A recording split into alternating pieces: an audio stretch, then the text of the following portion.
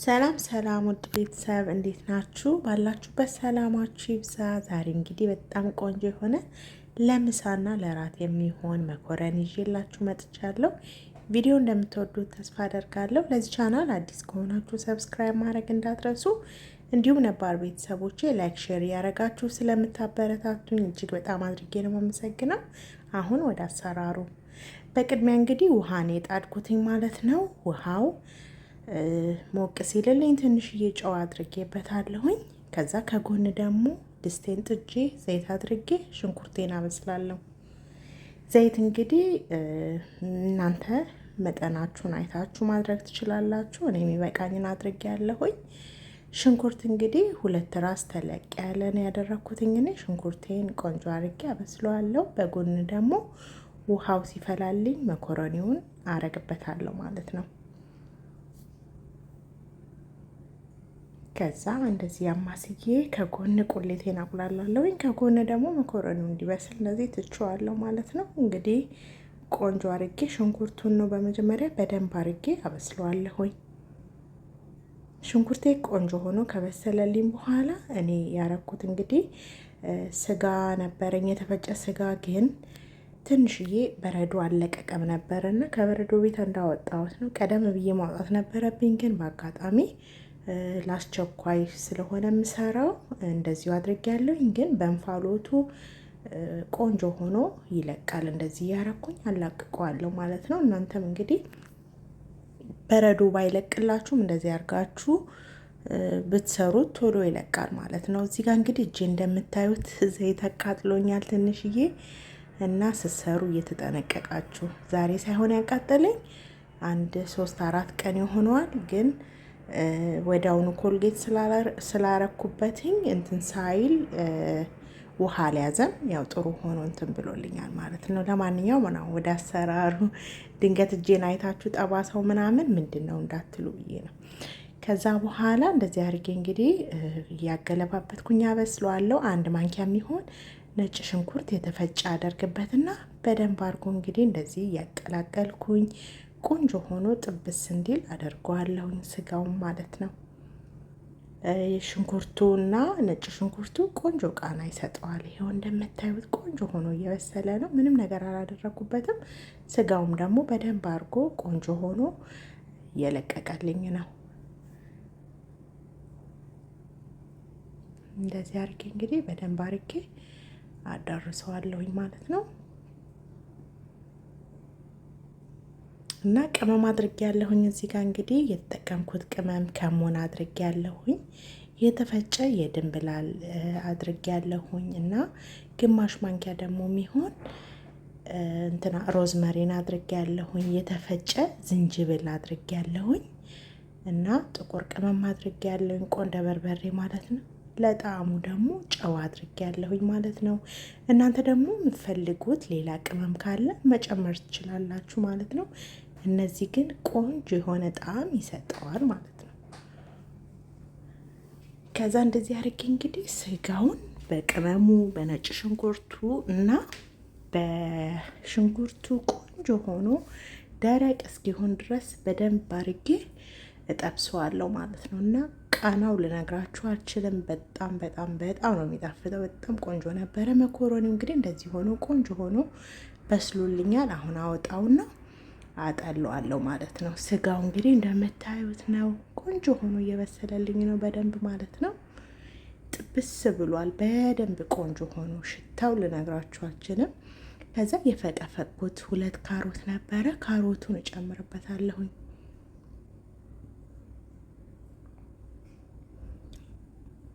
ካሮቱ ደስ የሚል ቆንጆ ጣዕም ይሰጠዋል ለስጋው ማለት ነው። እንደዚህ አድርጌ እንግዲህ ቆንጆ አድርጌ በደንብ አዋህደውና እከድነዋለሁኝ። እየከፈትኩ እየከደንኩኝ እንግዲህ በደንብ አድርጎ ጥብስ እስኪል ድረስ አበስለዋለሁ ማለት ነው።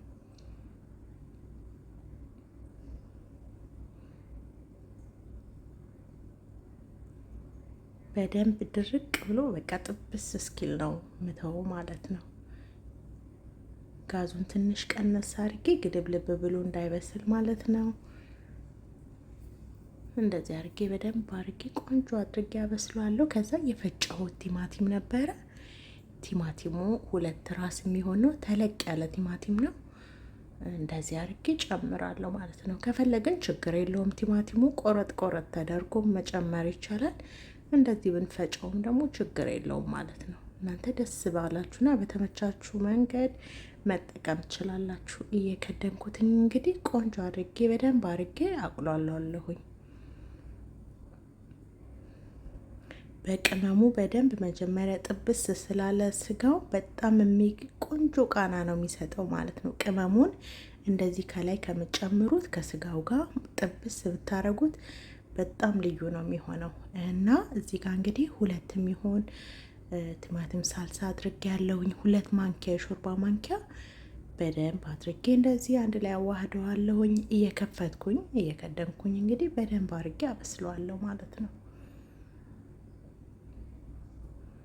በደንብ ጊዜ ሰጥቼ ቆንጆ አድርጌ ነው ማበስለው። ከዛ እንግዲህ ቆንጆ ነው ከበሰለ በኋላ ቃሪያ አለኝ፣ እሱን እጨምርበታለሁኝ ማለት ነው። እኔ እንግዲህ 3 አይነት ከለር ያለው ተጠቅሜያለሁ። ቆንጆ የሚያምር ከለር፣ ጣሙም ደግሞ ቆንጆ ነው የሚያደርገው። እናንተ ያላችሁን መጠቀም ትችላላችሁ። ከዛ ማጂ አድርጌበታለሁኝ፣ 1 ማጂ። በጣም ነው የሚያጣፍጠው ማለት ነው ማጂ።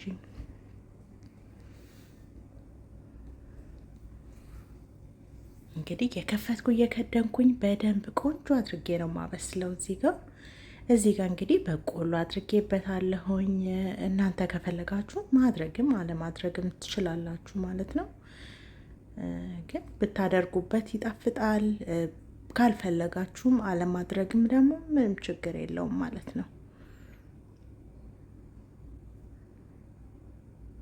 ከዛ እዚህ ጋር እንግዲህ የድንብላል ቅጠል የሚሰጠው ጣዕም ልነግራችሁ አልችልም። በጣም በጣም የሚገርም ጣዕም ነው የሚሰጠው ማለት ነው። እና ይሄንን ባትተዉት እመክራለሁኝ ማለት ነው። በጣም የሚገርም ቃና ነው የሚሰጠው። ከዛ እሱን ጨምሬበት እንግዲህ እንደዚህ ቆንጆ ሆኖ በደንብ አድርጎ እንዲበስል እያማሰልኩኝ እንግዲህ ቀጋዙን እንዳልኳችሁ ቀነስ ብሎ ሲበስል ጥሩ ስለሆነ ቀነስ አድርጌ ነው ማበስለው።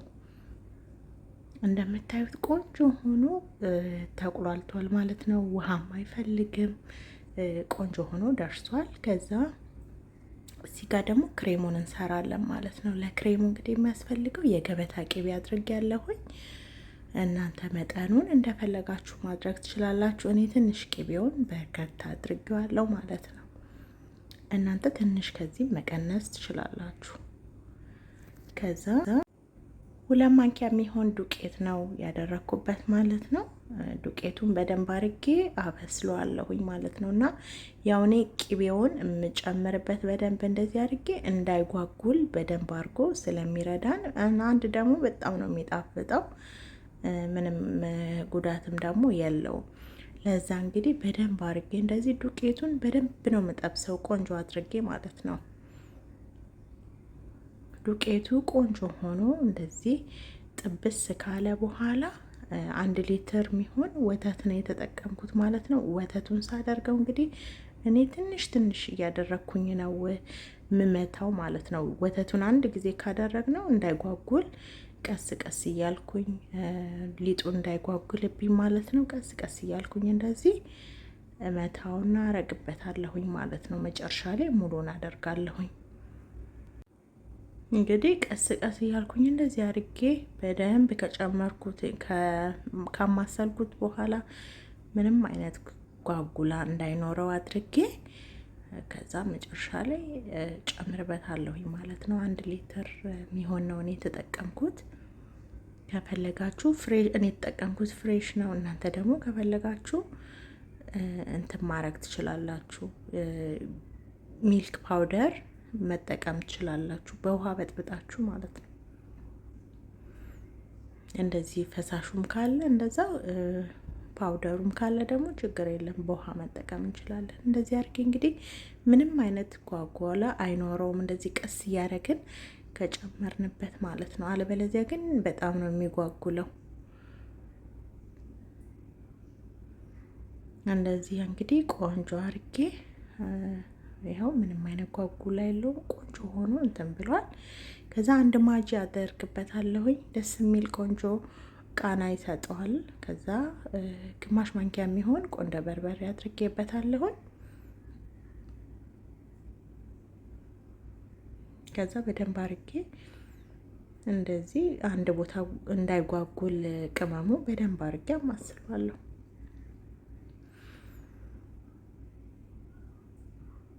እዚህ ጋር እንግዲህ ኩኪንግ ክሬም እኔ ግማሹን ተጠቅሜ ግማሽ ነበረ ያለውን በጠቅላላ ጨምሬበታለሁኝ ማለት ነው። ከዛ እንደዚህ አንድ ላይ እንግዲህ በደንብ አርጌ ዋህደዋለሁኝ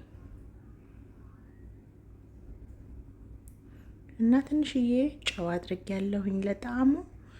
ማጂ ስላደረኩበት ጨው ብዙም አላበዛሁኝም፣ ትንሽዬ ነው ያደረኩበት። እንግዲህ እንደዚህ ከሆነ ምንም አይጓጉልም። እዚህ ጋር ኦሪጋኖ አድርጌበታለሁኝ በልዩ ቃና፣ በጣም ነው የሚያጣፍጠው።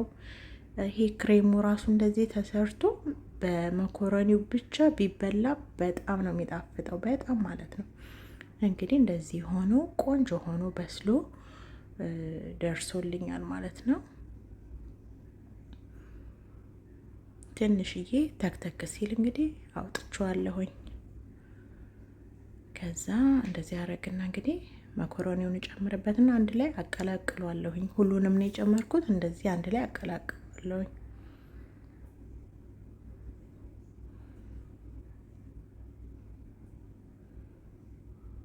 በዚህ መልኩ እንግዲህ እንደዚህ አርጌ ቀስ እያልኩኝ ሁሉን አቀላቅለዋለሁኝ።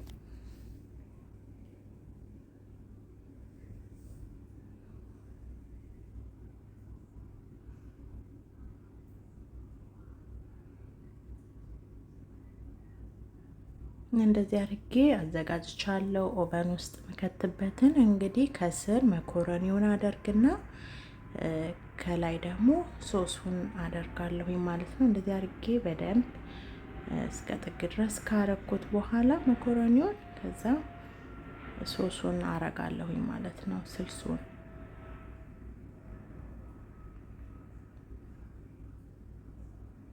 እንደምታዩት በጣም ነው የሚያምረው። በቃ ቆንጆ ሆኖ ድርቅ ያለ ማለት ነው። ውሃ ያልበዛበት ቆንጆ የሆነ ምርጥ ስልስ ነው ማለት ነው።